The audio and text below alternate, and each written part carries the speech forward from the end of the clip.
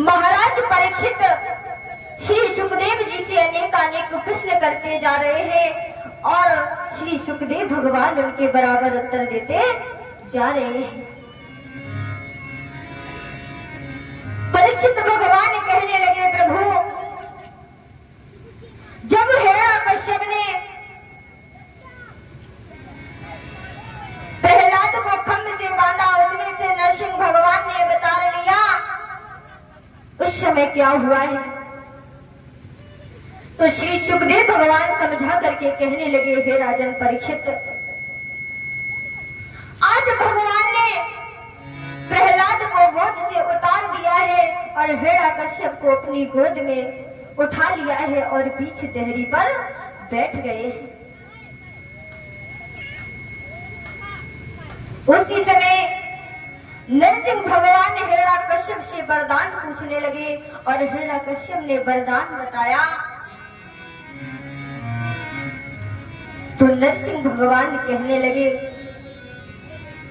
ना तू भीतर है, ना तू बाहर है, ना तू नीचे है, ना तू ऊपर है, न रात है न दिन है, ना अस्त्र है, ना मेरे पास शस्त्र।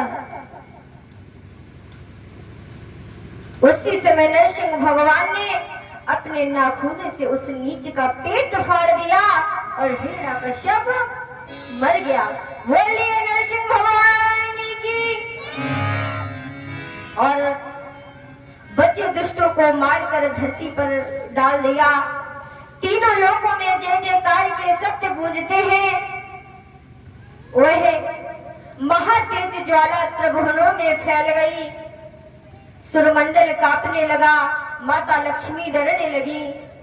उसी समय प्रहलाद हाथ जोड़कर नरसिंह भगवान के सामने खड़े हो गए हैं, मानो उस शक्ति मूर्ति ने ही करुणानिधि को शांत बनाया है। जब भगवान ने प्रहलाद को गोद में उठा लिया, तब एक घड़ी के बाद विश्व में शक्ति छा गई। तब नरसिंह भगवान कहने लगे, पुत्र हम तुम्हारी भक्ति से प्रसन्न हैं, हमसे वरदान मांग लो। आज प्रहलाद कहने लगे हैं हाथ जोड़ करके, प्रभु मैं आपसे क्या वरदान मांगू, मैं आपसे क्या मांगू प्रभु? अगर तुझे देना है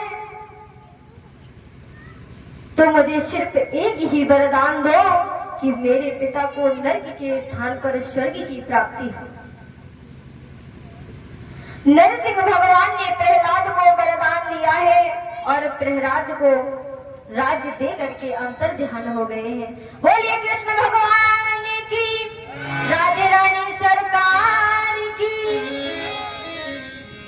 आइए सभी भक्त भगवान का कीर्तन बोलेंगे बड़े भाव से। इसके बाद बड़ी ही सुंदर कथा है कि किस प्रकार से भगवान ने गजेंद्र मोक्ष किया था।